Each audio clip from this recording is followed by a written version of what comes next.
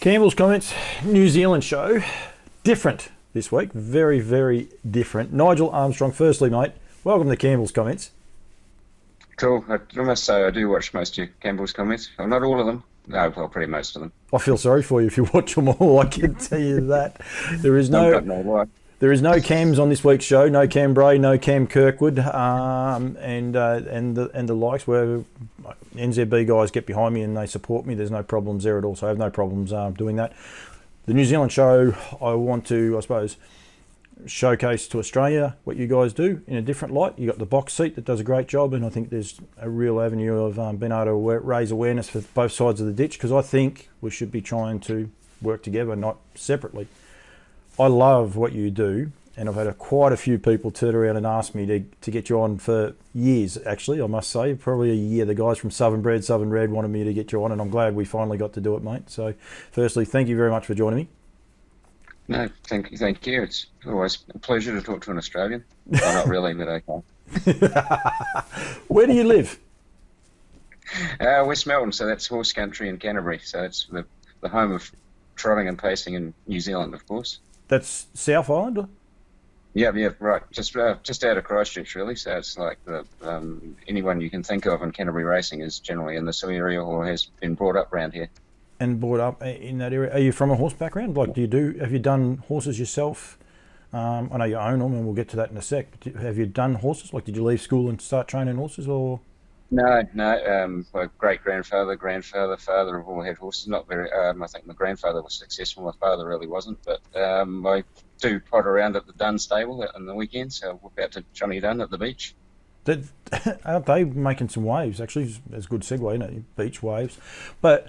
They're really changing it up there, like especially with Mark and Natalie retiring. There's always going to be that opportunity. Not that Hayden Cullen's doing a bad job either. We're keeping that name going, but they're really coming to the fore a bit now. Johnny Dunn and the crew. Yeah, well, they've got a great team out there. You know, they've got Craig Edmonds and Tim Williams filling in there at Leebert at the moment, and probably RJ up in the North Island who comes down and dishes out the instructions and puts the finishing touches on a few of the horses. It's really good. I got to meet RJ a few years ago. I can't remember the name of the horse he bought out. It was for the Breeders' Crown, and he stayed at Bruce Morgan's place in Bendigo. And really lovely gentleman, actually. I had about 3 good conversations with him. That was prior to me to be doing this and going from there. One of the things I like to do with the show is, one, highlight what's going on in New Zealand, and also highlight the participants. There's always plenty going on in New Zealand.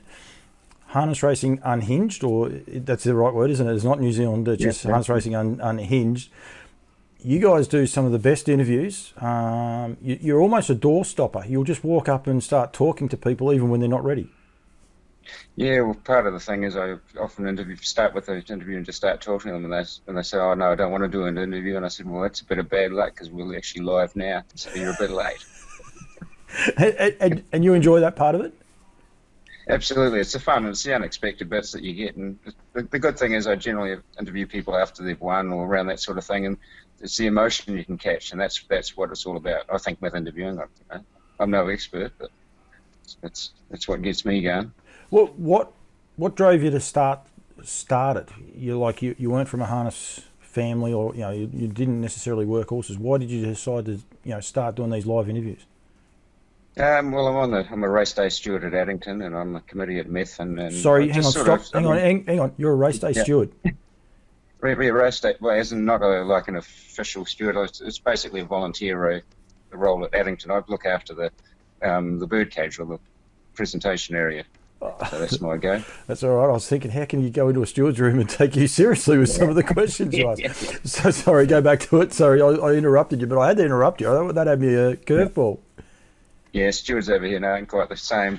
There's with unofficial, like as I say, I look after winners quite a bit at Addington and at Methven, and it's sort of you catch the emotion of someone that's just won and the sponsors and that. And I just thought, well, there's a whole story that needs to be told, and I don't think we're doing it. We'll do a reasonable job, but it's more fun catching them in the spirit of the moment. When they've just won. That's the beauty of it. You're a little bit like me. Like, there's so many stories that get told, but there's probably 3 times as many that don't get told. And sometimes it's those 1 or 2 that can really capture our sport, isn't it? Yeah, it's the emotional things. I think last week I got Johnny Morrison, who's had a wee girl that passed away through cancer, and did an interview with him, and that sort of went. The family got involved. I think that's up to about 8,500 views of a simple interview, but it caught the emotion, and that's why it took off. Yeah, and that's what does, like it is those raw, and you and I were both saying before we came on air, you like doing live. This won't get edited. This is recorded, obviously we're filming this tonight because it'll go to air about 4 o'clock tomorrow afternoon. I've got to do another interview with, I shut that down, Nigel. I told you I shouldn't have done that. I think it's Martin Pierson very shortly after our interview because with the size stakes and the changing. So, but I don't like editing either because people take it as real, don't they? Yeah, and that's the beauty of it, and it is a lot of fun. To be fair, I really enjoy doing it. I don't get paid. I just do it for just because I love doing it. Do you you say you don't get paid? You're at the Jewels and that the other night. Do they fly you up at least for that and say come along, or do you? No. I just flew up. I've got a girl, Emily Morgan, who does most of my. She's on the other end of the camera for me. She's a volunteer as well. I don't pay her or anything, so it's. I must say that IRT looked after us well that day. They hosted us in their VIP room, which is quite handy, and I use that as a bit of a base. So yeah, I mean, I don't get paid, but I do get looked after by, they give me a jacket and stuff like that, and a hat and anything I want really. But I purposely don't want to get paid because then I think somehow I'm beholden to someone. I'd rather be a free agent, and yeah, I can talk about whatever I like when I like, and nobody can censor me. Well, not yet. They can. Facebook shut you down from time to time if they want to. If you say the wrong things. It was actually interesting you said that because I asked there before about the New Zealand horse transport. You got that jacket on, but that's purely because you do a little bit behind it, and it's a voluntary thing that you try and get it along, which is a great cause. The other day was the first time I seen you with a hat on, and it was the IRT hat. So basically, for getting a couple of chops, you made sure you got their brand out there for them. Yeah, that I've quite often I'm seen wearing the Brecken's hat as well. I mean, they look after Addington, I think. I mean, it's what you've got to do. You got one of the hats. I stole Ken Brecken's hat actually. He was actually going to give me a second-hand one when I was over there for the weanling sale, and they said to him, "You can't do that." So he actually found me a brand new one. But you'd reckon he might have $1 or $2 up his sleeve. He could have got me a new one, but apparently it took a little bit of coaxing. Yeah, I got the one he was wearing down at the NZB sales down here in Christchurch. He happened to have a hat on, so we swapped hats. So I could have told him I'd wear it at Addington and where I could. When I went over there just recently to that weanling sale with NZB, the hospitality you guys have, I believe you just take it for granted, I think. But I was blown away. I was blown away by the reception that I had over there, that people actually did know who I was, but just how genuine. It must be great to be a part of such an awesome organisation. And I probably know people listen to this and they say, "Oh, you're not really living at Campbell. It's not all beers and skittles." But definitely from afar, it just looks a great place to be a part of. Any island, like everyone was very welcoming and very open. Yeah, well, it's a good thing about, I think, pacing or trotting in New Zealand as a whole. It's very family orientated, and I think, hey, there's always a couple of niggles here or there, but everyone seems to get on, and when the chips are down, there's no better place to be in as part of this industry because everyone pulls in together, and I think that's what really sets us apart from most other sports. Everyone gets behind each other. Win, lose or draw, there's always someone there that's happy for you, well, especially if you win. One of the biggest things I quite often you hear, and I'm sure you do as well, that I'm going to get out of the game, I'm going to go and do this, or I'm going to go and do that. They think it's beers and skittles, working in a pub, or as you are, got a paint shop and the likes. People think it's rock up to work and get your wage and go home. It's not all like that, and that's one of the frustrations I find with harness people over here. They think that it's hard. It is a great sport. We should really cherish what we got, I reckon. Absolutely, yeah. I love the harness racing, and I mean, as I say, I volunteer for all sorts of things. I'm a committee at Methven, steward at Addington, and it's just because it's family. It's part of what you are. Once you get bitten by the bug, unfortunately, you can't shake it loose. You're doomed for life. Now, you also dabble in syndication and syndicating of horses, one of which is Spellbound, who's going to Queensland. Are you coming over to go to Queensland? Um, yeah, I'm sending my wife over the week early because it's racing on the 10th and 17th of July, and I'm sneaking over for the 17th because I just really can't afford to have to quarantine if something goes wrong. So I'm going to give it a day trip and give it a crack. No, don't worry about anything going wrong. You just it doesn't matter at all. You just go there. You spend a fortnight in quarantine in a hotel in Queensland. Won't be too bad. So let me get this straight. If the wife goes over there and gets put into quarantine early, though, that's a good thing. Oh, well, that's no worry for me because she works at BNZ, so they'll get paid anyway. Whereas self-employed, Yep. I'm not going to be paid by myself. So you syndicate horses. You got Spellbound.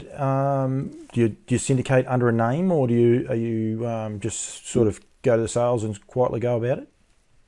Westview Racing is what I started off, so I think we're up to syndicate number 23 or something, and we've probably won 60 odd races and something like that. I mean, again, just another fun thing, and it's not a money-making venture. I don't charge anything. There's no administration fees or anything like that. It's just trying to get more people into racing, which is cool. Which is cool. Is Spellbound the best that you've had?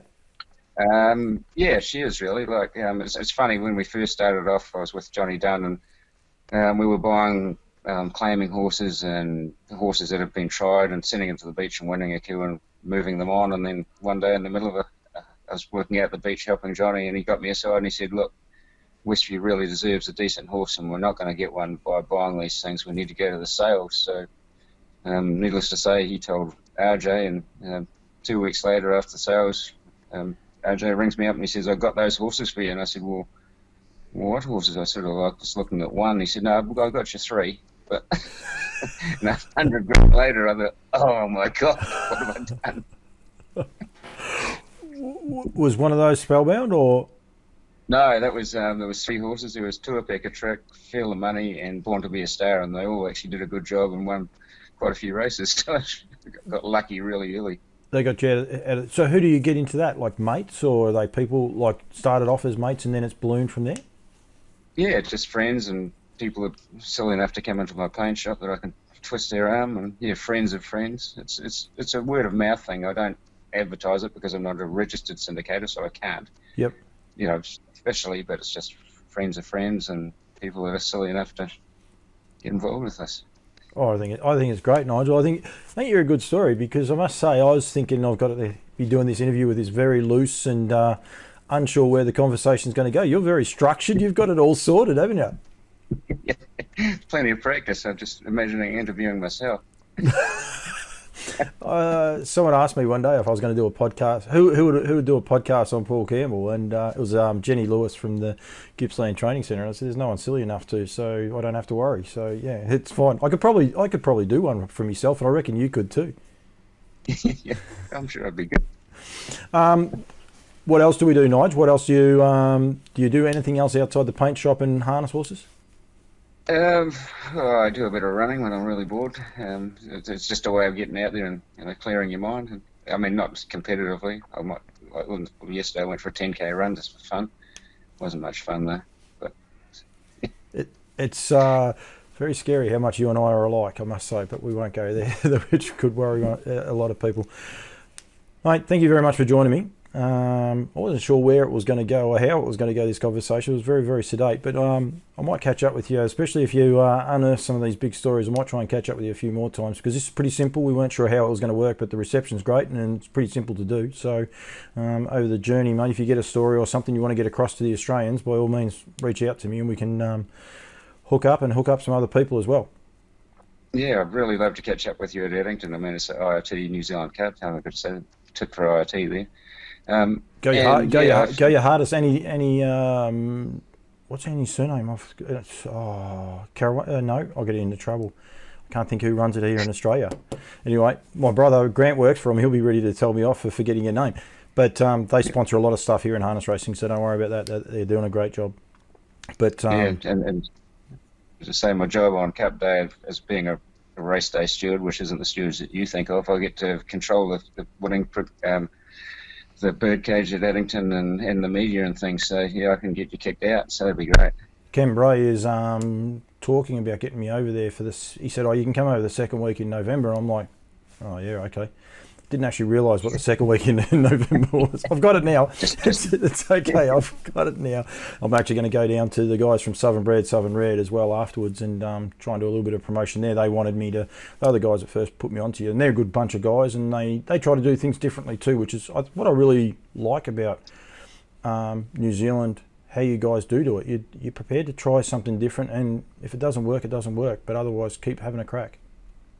Yeah, you never turn down an invitation from Standardbred, Southern Red. Those guys really go to town and look after you. The hospitality is magnificent.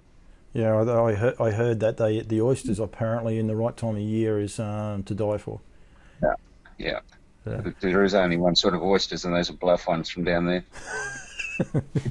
I look forward to it. I did a podcast actually that's on my podcast channel. I caught up with Mark and Debbie Smith just the other day, and it was quite an enlightening little conversation I had with them. So yeah, they're very passionate people down there. I think that's what I say. The whole of New Zealand, I think you've got a great bunch of guys and have a lot of fun.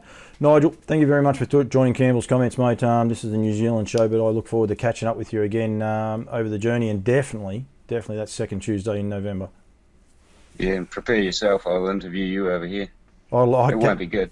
It can be as loose as you like. It'll be a lot of fun, mate. So no worries at all. Nigel Armstrong, thank you very much. Cheers, thank you. Rightio. Martin Pierson joins me now from the New Zealand Sire Stakes. Firstly, Martin, welcome. Thank you, Paul. You wear many hats. You haven't got one on today. It must be a bit warmer in New Zealand than what Campbell was alluding to. Oh, well, we're pretty hardy in New Zealand, as you know. You are on the New Zealand Sire Stakes board. You're actually in control of that, and that's one of the reasons we wanted to have a chat. But you are also behind the change of season, is what we're probably best to describe it, as you and I were just discussing off air. It's not necessarily the change of birth dates or racing calendar years, but things have changed that we're going to now race from January 1 through to December 31, and with that creates a whole lot of changes that have fallen back onto your table. Yeah, enormous amount of change, but very exciting. And when I was spoken to by Greg O'Connor here in New Zealand, I congratulated the industry on the decision. I think it's a wonderful decision. But at the same time, there's an enormous amount of work, and the transition period can be confusing. So in New Zealand, we're going to have a racing year, as you just alluded, from the 1st of January to the 31st, starting on 2022. We've got a transition period between now and Christmas, and the Sire Stakes board, which I'm actually not in control of. I work for them, but there is a board there in the background. They've decided to run the series in the spring as business as usual for Woodlands stud, for the Colts and Geldings, and for the fillies, brought to you by Dunstan Horse Feeds. They're going to run exactly as they would have normally, but we're not going to call those races 3-year-old races. We're just going to call them Colts and Geldings and fillies editions. That was based on providing opportunities for those horses to race in New Zealand in that period, because this change has been brought about very quickly, and there'd been nothing for them to race for. So that's been well publicised, and anyone that wanted to know more details about that can just look at the website to see what's going on there. From the 1st of January, though, horses will race in this country, as they do in your country, for a calendar year. And the confusion around the lingo worries me, because it's got more complicated than it needs to be. So in New Zealand, our racing season is what I'm now describing as an accounting year, and that's based on the TAB and the funding, which we know how important that is. Yep. The breeding season in New Zealand has not changed. Yep. Be very clear about it. Exactly the same, the breeding season. The racing year has changed. That's what's changed in New Zealand. Horses will race for a calendar year. The breeding season remains the same. And as I said earlier, and if we did miss that, the season we used to refer to in the New Zealand is now nothing more than an accounting year for the TAB and the affiliated bodies. And this is a key component. And one of the things you and I spoke about just there before was, like, a lot of people think that our horses will now fall in line with the Americans. We won't, because the birth dates of when they are, the Americans are still going to see them as being born in September 1, November 20, whenever it is. But 2021, they will not turn 1 in 2022. As soon as January 1 comes about, that'll be the next year. So there's some of the key things that people have to get their head around, especially with the way it has all evolved, and it is all changing, because it's the same here in Australia. Our breeding season doesn't start January 1. Our breeding season still starts September 1. Well, it might have gone back to August 1. I better be careful on that. We are in the same line with you guys, but we'll race from January 1 through to January 1 through to December 31. Let's imagine you and I had a foal born this year, 2021, on the 1st of September. In this country and in yours now, it actually wouldn't turn 0 until the 1st of January. Yep. But if you and I were going to sell it to America, they would recognise the physical birth date. So they wouldn't say, oh, because HRNZ or Australian Harness Racing say 1 January, they'd look at the physical birth date. And then so that horse would be 1.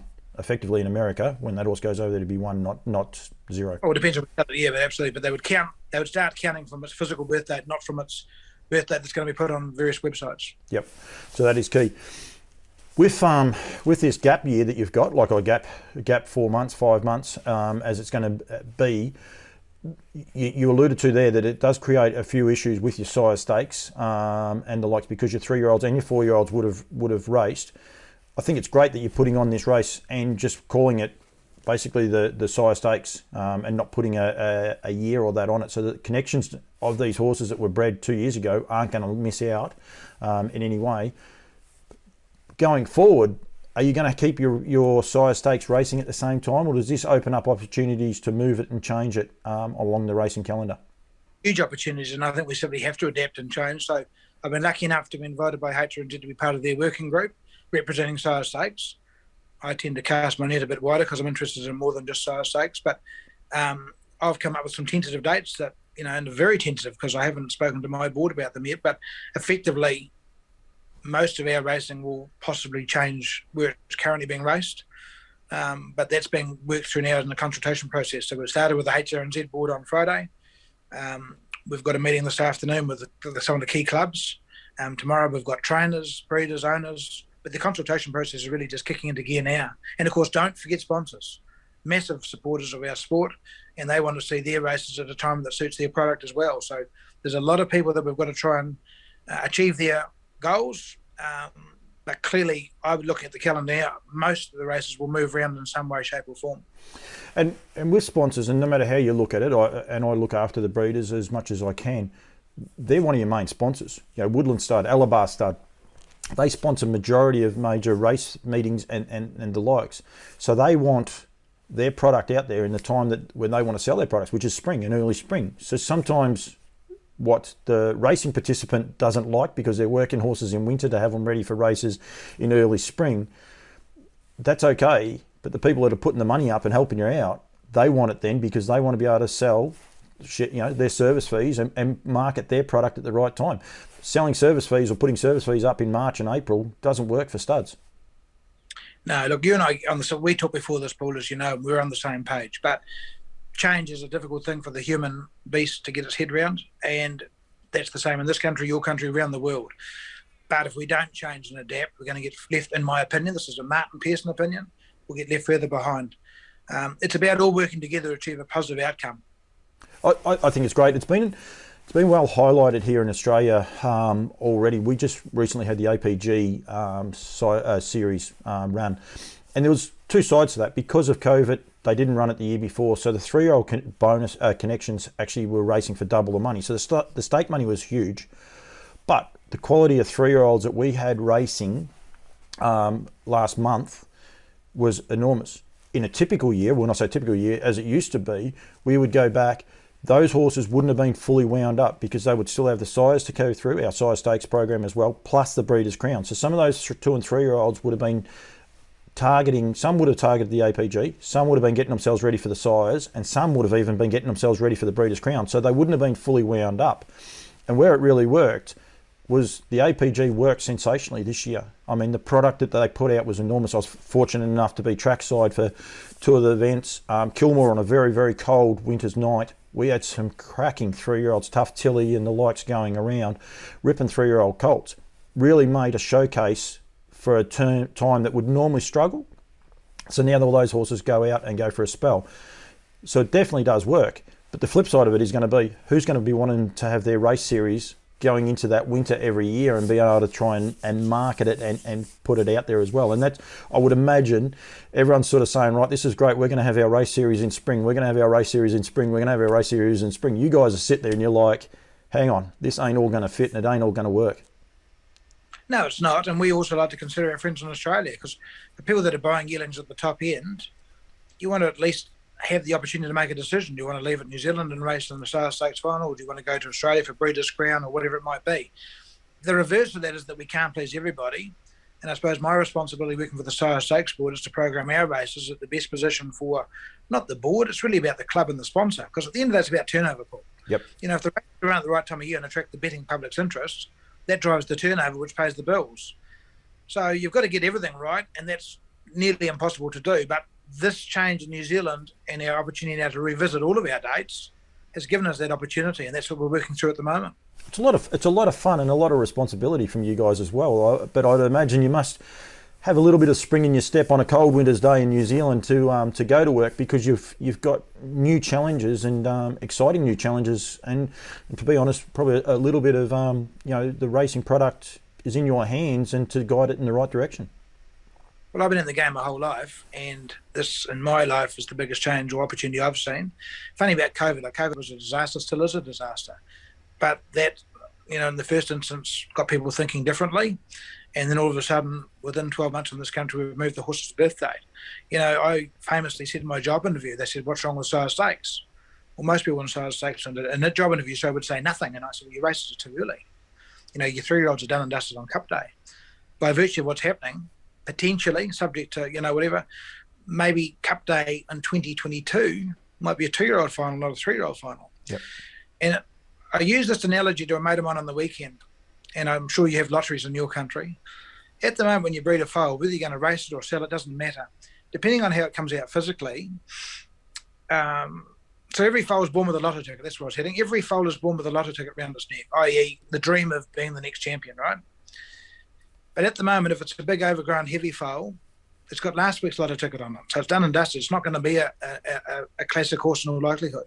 With this birth date change, and potentially with some of our better races finishing much later in the year, every foal born in this country, regardless of its sex, its breeding, or the size of it, has got a lotto ticket around its neck that's actually live. Whether it wins or not, don't know, but at least it's got that opportunity. Yeah, it fits in for everyone. You've got a small, undernourished one that needs a bit of growing out to do. You can do that. The big one that needs to grow into itself. By the time like springtime comes around, and I won't pigeonhole you into November, but anywhere from springtime to summer, like even up to December, you've got this great opportunity of being able to have these horses race, and effectively they're 6 months older than what they normally would have been. So, well, give opportunities for the young, precocious ones to get up and running. So our 2-year-olds now in New Zealand, instead of running from say January through to June, the Harness Jewels, which just recently finished, our 2-year-olds can now race in a window, let's say February through to December. Yep. So we have to provide opportunity for those precocious ones, because of course the yearling sale buyers from New Zealand Bloodstock will say they want a return on their investment. So if you've got that one that gets up and go, we've got to try and find races for them early in their 2-year-old year. But for the one that took a bit of time, might be later in the year.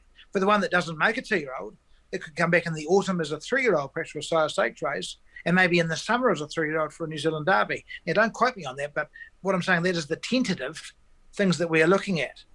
So providing every horse, every owner, every trainer, everything that they want to achieve, it's down to the horse's ability, I suppose. And you go back to the horsemen, and this is a little bit off track in a way, but you say about the sales being through February right through to April now in Australia, with Nutrien is going right through to April, and in the middle there. So if your 2-year-old's not going to make it, and your 3-year-old, you say to people, listen, this horse will be a 3-year-old. Traditionally, when we had the last season, you still miss that next lot of sales. Whereas Connections could buy a horse, miss a year, because unfortunately the horse isn't a 2-year-old, it's going to be a 3-year-old, but you could be racing in quality races when the sales are on as a 3-year-old and get that excitement. So people may not buy a horse this following year, but the year after, they'll go back into that sales. As their 3-year-old wins at Melton on the Saturday night, they could walk back into Oaklands Junction, go to the Nutrien sale, or fly the same for you guys in New Zealand, and actually purchase a horse off the back of that horse winning and get back up and about it. So I think it's exciting. I mentioned Nutrien there before, Martin, and one of the great things that did happen at the sales the other day this year was Jean Feast coming back to the sales here in Australia. It's something that, and she strongly said, she's a huge advocate, which I think from your point of view, from a work point of view, you must be stoked when someone like her comes out and says that she will only buy horses that are eligible for the New Zealand Sires Stakes. For a start, how does that make you feel when you're one of the driving forces behind it? You answer to a board, but you're one of the driving forces behind it. It must give a bit of spring in your step. Oh, well, look, I've got to know Jean quite well, and she's a wonderful person. Success is a credit to her. It was during COVID last year that sort of became to be, and the judge reached out to me and asked some questions, and I gave them hopefully the right answers, and they nominated that colt. We did talk at the time that, if a colt, and Golden God used to race in New Zealand too, don't forget, so there's a lot of things. So for a colt to be nominated and then for Gene to purchase it and to come out and say that was great, of course it was, because it's almost like, the idea that the judge had, and I managed to help them fulfill that idea, it came off. So you're very, very proud, and you wish Gene all the very best for that colt. Funny, she just rang up on Friday to fully pay up for the horse going forward. So he's broken in well as well. So that's exciting for her.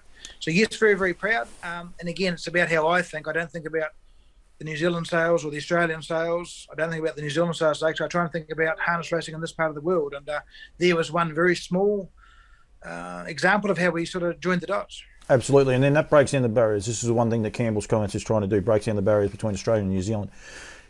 Because when that colt hopefully gets named, so we can call him whatever, but when he starts racing, there's going to be a lot of Australians tuning in to see how he actually goes, because he's out of our Golden Goddess, who's here in Australia, so they're going to be watching that side of things. Hopefully they then invest into the New Zealand TAB through punting and the likes, and then from an Australian point of view, hopefully he comes back as a 3-year-old over here and contests the derbies and makes a big mark on himself for that way. For Ben Stud, it's a great fillip, but I think for Australian racing it is great, and it's also exciting for a company that I'm tied up a lot with Nutrien, by being able to offer these horses that are eligible for these New Zealand sire stakes programs and the likes.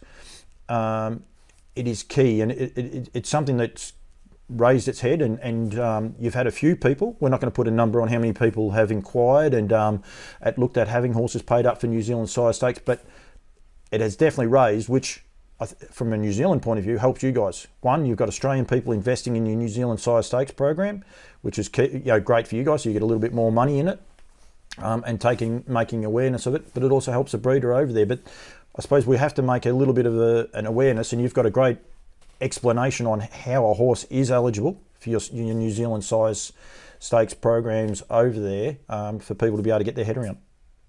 Well, I hope it's a great explanation, because like all conditions, there are some complications. And let me point out that this condition's been in the stallion nomination. So the sire stakes program starts with nominating the stallions. So the studs nominate their stallions, the breeders then breed their foals. Those resultant foals then become sire stakes eligible, depending on what the stallion owner has decided. So the conditions have always been there. I'm not a lawyer, but the conditions are quite testy at times, but I'll try and make it really, really simple. If an Australian person bred a foal to a stallion standing in New Zealand physically, and the semen was exported to Australia, that foal would be eligible, providing the stallion was nominated for the sire stakes, and I think I get 99.9% of the stallions in this country. That foal will be eligible for the New Zealand sire stakes for the normal fee of $115, including GST, or just $115 for you guys, plus a premium of $200. And let's use the example of Bettor's Delight and that colt that you mentioned that Gene Warp was by Bettor's Delight. So Woodlands nominated Bettor's Delight clearly. They did not validate him for Australia, because that would just be probably financially unrealistic. But nonetheless, that colt was bred. And so those breeders, the judge, they paid $115 plus a premium of $200 to make it sire stakes eligible. The very same stud, though, let's just keep apples with apples, they have American Ideal, who stands in Victoria. I'm sure the reasons around that are very clear. He's a more popular stallion over there, and of course the Vic Breed program. But if that same breeder bred an American Ideal, and he was nominated in New Zealand but not validated for Australia, the breeder would have to pay a sire validation fee, which is 25% of the service fee. And I'll just use 10 grand because that's where he stands out here. So it'd be $2,500 plus GST. So 2,875 to you guys straight, plus the 115. So not such an appealing option, simply because Bettor's Delight's based in Auckland physically, and American Ideal's physically based at Northern Equine. Yep, and I think that is key. So if you're a Kiwi and you breed to American Ideal, you're not up for that same amount of money though, are you? As long as the horse is foaled in New Zealand. So the studs validate them for either New Zealand and occasionally both countries. So Neverly Stud a couple of years ago validated the likes of Father Patrick for both countries, because with their partnership and dealings with Nutrien and Pat Driscoll, of course, Pat wanted to put through potentially his yearlings through your sale and be sire stakes eligible. So as we speak, actually, I'm getting nominations for those foals, and they're paying just the straight $115 because Father Patrick was actually validated for Australia. Well, that's it. But let's go back to the better stock example. That's a better one. He physically stands here. You input the semen in. You breed a foal. You pay 115 plus 200. You breed to American Ideal, still owned and managed by Woodlands, but he's based in Victoria. He wasn't validated in Australia, so it's 25% of the service fee, plus the 115. And that part is key. Now, we can say, we're not going to put a number on it. We're not in that position. We don't want to, but you've already had quite a few conversations with people, and there's been quite a lot of interest involved in it. Yeah, there has been, and that's great. And let's thank Jean too, because Jean went and made that quote, and I grabbed it, and we put it out on the world of Twitter and all those other things. And then obviously it's been well publicised by Nutrien and maybe yourself as well. And that's how we roll. It's, again, not what's good for you, me, Nutrien, NZB, or anybody else. It's what's good for the whole lot of us. And so there's an example of if we work together, things can work to the benefit of all. And you go back to the participants and trying to get new people into the sport, which is what we're after. So that horse, our Golden Goddess, we'll keep using him as the example, is eligible for Victorian Sires Stakes, New Zealand Sires Stakes, Breeders' Crowns, Derbies, the whole box and dice.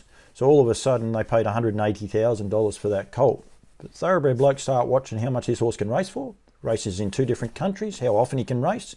Let's sell our industry as it is. It's an exciting little venture that the Judds have probably opened a little can of worms, but it's very, very exciting and really could spark up harness racing in Australia, I think, and New Zealand. Totally, and that's what it's all about. You know, we have our challenges, but this is an opportunity to reverse that into something really, really positive.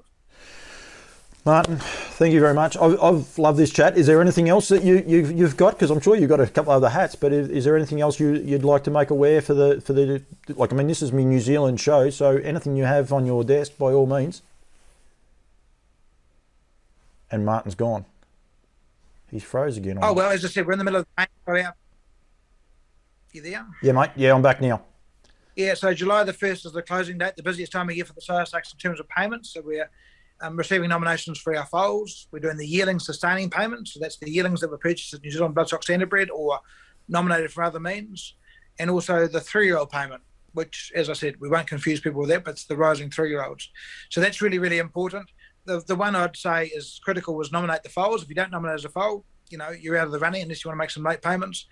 And if you've purchased a yearling, or if you've got a yearling you've paid as a foal, I think you should probably stay in the series as a yearling, because that means the 2- and 3-year-old payments are then voluntary. But also for the other races the Sires Stakes Board has put on for 4-year-olds and older, you've got to pay the yearling payment to be in that. So That's important. Look, I just tell people to give me a ring. At the end of the day, I can talk, as you can see, but it's easier for people to ring up case by case. I'll talk to anybody at any time of the day or night and try and answer the questions, what's best for them and their horse. I don't sell things. I give them the opportunity and then they make those decisions. Yeah, no, I really appreciate your time.